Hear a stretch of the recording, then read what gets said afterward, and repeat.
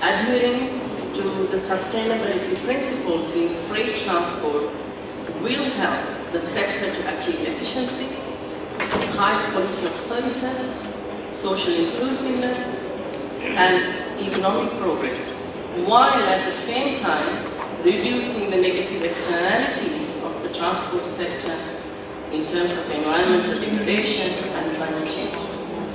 Therefore, there remains a need to further define the concept of sustainable freight transport and identify the requirements that should be met in order for freight transport to be indeed sustainable. In this context, a well-defined and articulated common international framework for sustainable freight transport that would be widely accepted and adhered to would, in our view, be of great value, as it will help streamline the thinking and provide coherence in the implementation of the 2030 Agenda and also the Paris Climate Agreement. From UNCTAD's perspective, the long-term vision for sustainable freight transport, as well as a coordinated and a collaborative approach to the implementation of sustainability principles in freight transport is critical. The cooperation and partnerships should encompass all players: government, the freight transport industry, and the trade community, specialized organizations, human agencies, as well as academia and financial and lending partners. So in this respect, UNCTAD, with its broad mandate in trade and development and long-standing expertise in transport and trade logistics, has a critical role to play in leading this work to help advance the sustainable development agenda.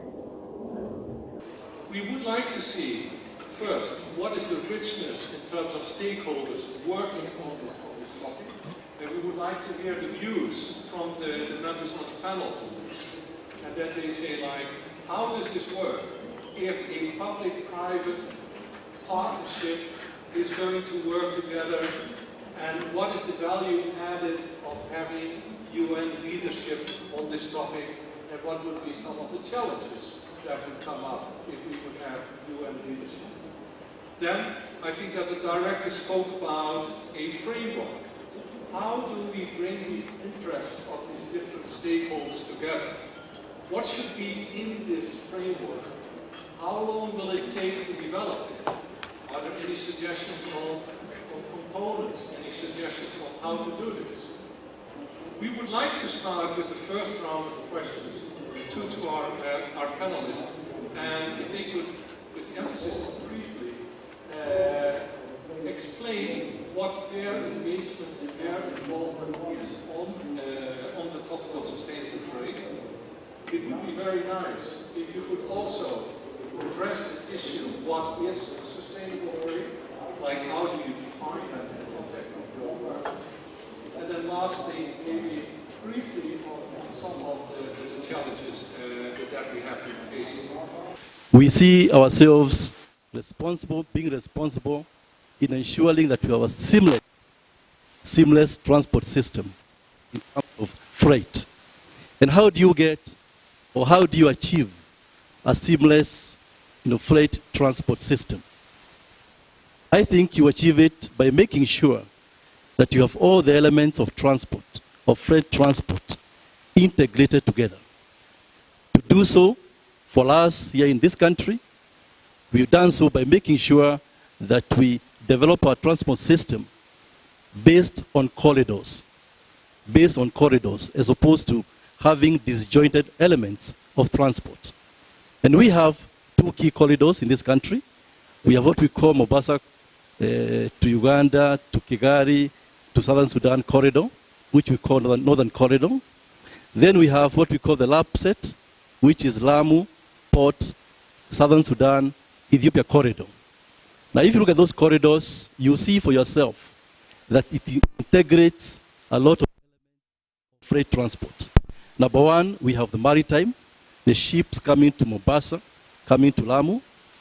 Then we have the cargo, the freight cargo loaded on the rail, which we are developing, which we are going to call the standard gauge railway from Mombasa, which will go to Uganda, it will go to Rwanda, and that's southern Sudan. But then along the way, we also have got the road networks, which require also to be considered in terms of the elements of this corridor. And then to make sure it's effective, each of those elements, from maritime to rail to road to airports, you must make sure that they are all working together. In Mombasa, we were there last week to ensure that, for example, when the ship lands in Mombasa, when we have customers, corporate customers waiting for their cargo, we want to know how long it takes for the ship to berth. We need to know how long it will take for the ship to turn around in terms of making sure the cargo is offloaded. We need to know how long it will take by road from Mombasa to Uganda. So all those elements must be put together to make sure that we have a seamless transport corridor.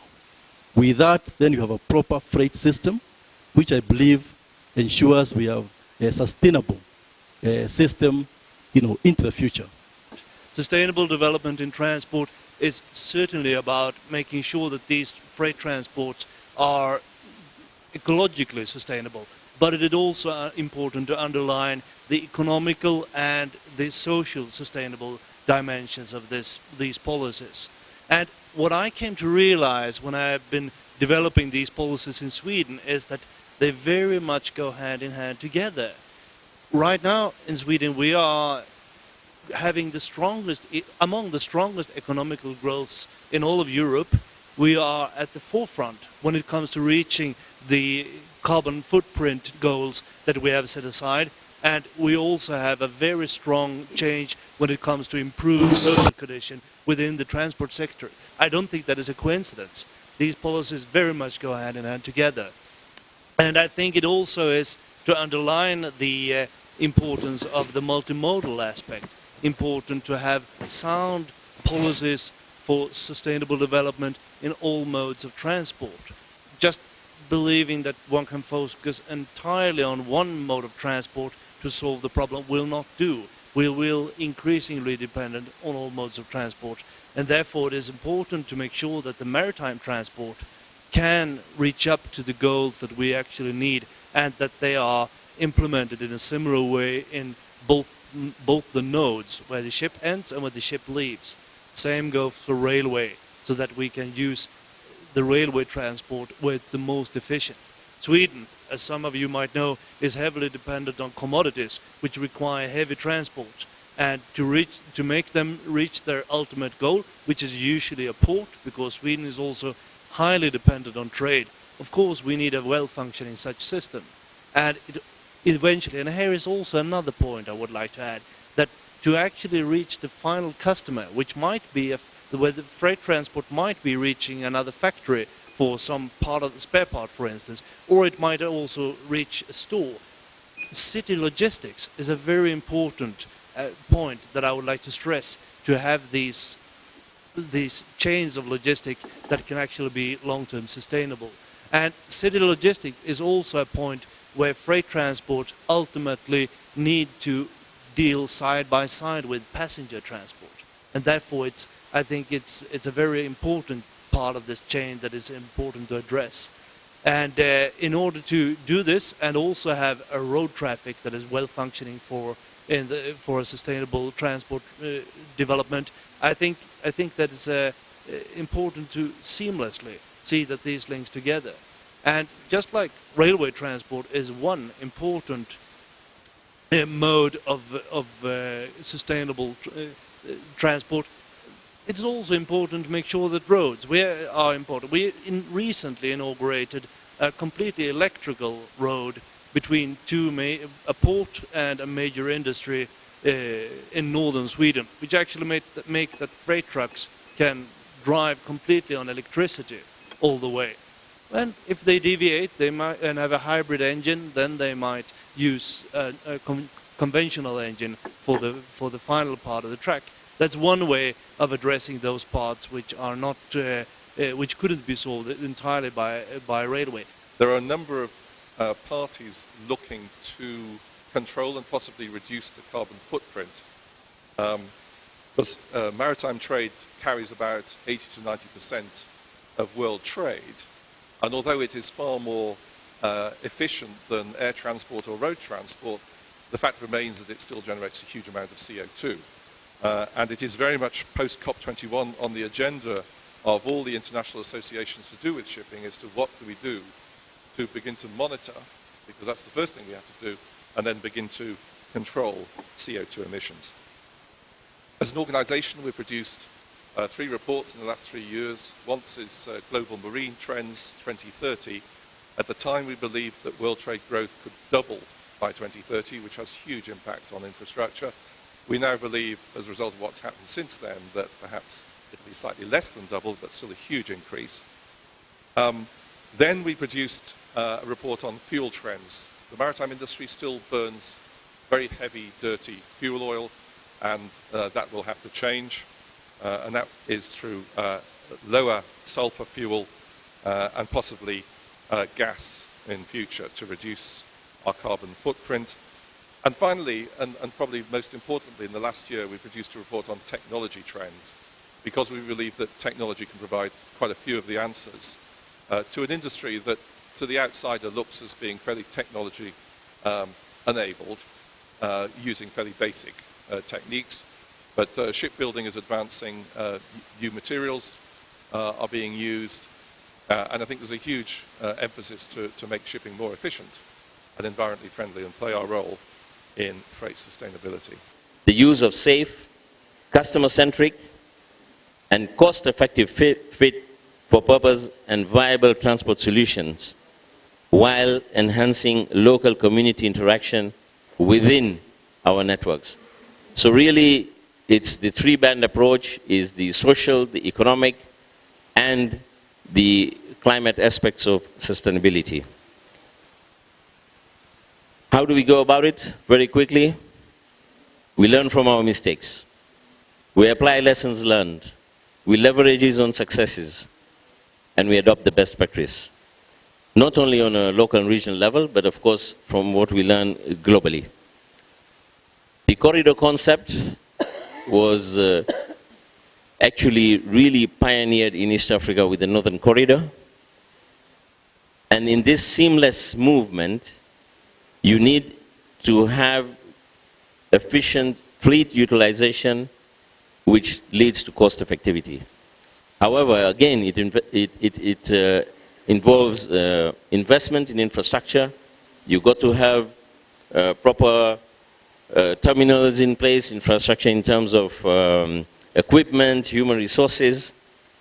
And of course, you need to try and work both on the rail and road aspect of it. The obstacles and the challenges that we have. So the first one is the heavy investment and hence financial constraints. The other one is a low pool of talent. You know, the transport industry here is actually falsely labeled as a low-skill industry. And therefore, it's difficult to develop and maintain talent within the industry. Numerous non-customs agencies involved in the clearance of goods. Then there's the absence of institutions to sanction those who don't comply. And in fact, you find a lot of mutation happening on NTBs. And then you have cross-cutting issues between the county government, the national governments, and all the other government agencies. When people are moving, of course they move with their needs. And so we see freight transport as part of that required system to facilitate that movement. Whether we have planned for it or not, people are moving to cities. And today they are moving to cities at a much faster rate than ever before. In regions of the world that are least planned, and therefore it's important that we talk about it. We see that it has continued for many years with the forces of globalization, with the forces of urbanization, with the forces of sometimes unplanned migration. Human beings need services and need goods. So what we see in UN Habitat in collaboration with our sister agency, especially UNCTAD, is that the issue of freight transport should be seen from a systemic perspective. And therefore, urbanization has to be, I think, State Secretary Eric, you talked about it, has to be seen from within that perspective. Because for quite a long period of time, I think those who are planning the freight transporters, the private sector, maybe they work with central government, and they look at the overall national transportation system without necessarily considering how that is anchored within the urban fabric and the city structure, which is very important for the final distribution of the goods and needs sufficient logistics to enable that. So in UN Habitat, we advise governments to review and establish their national urbanization policies to be enabling to ensure that freight transport is sustainable from all the aspects of social, economic, and environmental. Now, we are at a turning point which is a good advantage within the UN as a system, that we've got the 2030 agenda that have been endorsed by the member states. And we believe that within this 2030 agenda, where we have got all these goals that are integrated, it will be easier, I want to be optimistic, that countries and we as the UN will learn from that which has been done well, spread it, but also uphold policies that will last longer than us in office. We realize that there has to be strong regulation around supporting such planning to enable that to be finally realized and effected. We need to do like sustainable systems with the environment. So we try to look for electric vehicles, hybrid vehicles. So the role of the government has to support that. So we have to do like a special lanes for the trucks or bays for the parking, and because all of the traffic is affecting the movements of goods, and we need, as Asian mentioned, we need the goods to live every day. Maybe we can live, we can walk to work, wherever, but we cannot live without goods in our days. So the role, to finish, the role of academia is to, foster these systems with the environment. For example, in the port of LA and Long Beach, they only allow like electric vehicles because it's for the environment, it's much cheaper. The government gives like a taxation free for those trucks, so it's like a combination of all things. And to finalize, we are working also with the Inter-American Development Bank, with the World Bank in different countries to assess the congestion of freight, so how congestion affects the supply chain management. So we can see that, for example, in Sao Paulo, in Brazil, the congestion increases the cost about 80 to 120%. And also the emissions for congestion, it increases about also like 50 to 60% in different developing cities. So we need to focus on that, and the challenge is that the government and the people understand that this is a reality that we need to focus on. More than 40% of Africans who do not have access to an all-weather road. You have the highest per capita traffic fatalities in Africa, almost double, or actually more than double what you see in Europe, for instance. You have 18 landlocked countries and a number of other small economies throughout Africa that endure significantly high or higher transportation costs to access global markets. So that's the African reality. Now, our approach at the African Development Bank is very much aligned to these challenges that we face in Africa. And in terms of freight transport, we focus really on three key areas. One is regional connectivity. Ensure that all our countries are connected between themselves and also connected to global markets. That's through regional transport corridors, trade and transport facilitation mechanisms in order to support regional integration, international trade, but also in order to improve and increase the intra-African trade that's trade between African countries.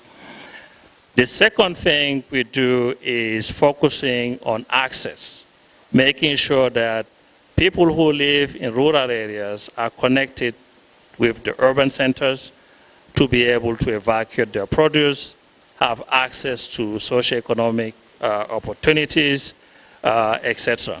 And then the third thing is really building capacity at the level of executing agencies, ministries, make sure that they tackle issues related to traffic safety and to environment and climate change.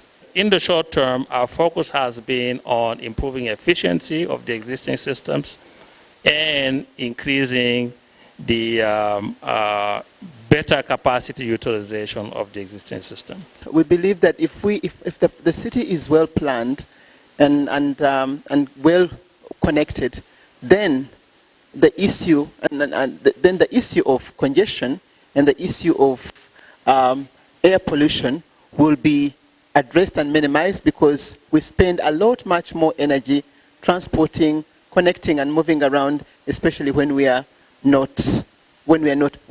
haven't planned well our urbanization, and when we have different services being given at different points. In terms of the core elements of the framework, I think there is a need to have a broad agreement on the key performance outcomes that we are looking at, whether it's energy efficiency or the share of renewables, and different metrics related to efficiency, etc.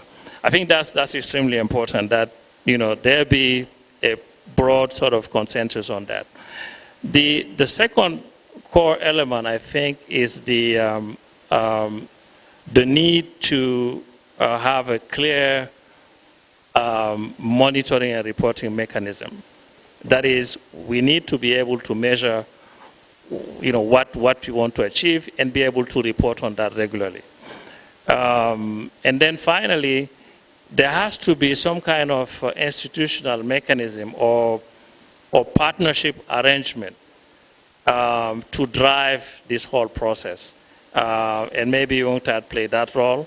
But again, as I said earlier, there's already a number of initiatives. For instance, the MDB's working group on sustainable transport, and that also could be leveraged.